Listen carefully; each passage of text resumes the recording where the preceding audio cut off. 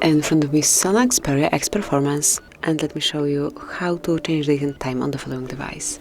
So first of all, you need to open list of all apps, then go to the settings and click on date and time.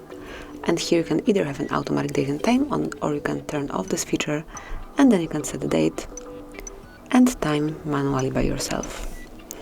Also you can change the time zone, so just unmark automatic time zone, and then you can pick one from the following list. So it's up to you which time zone you are currently in.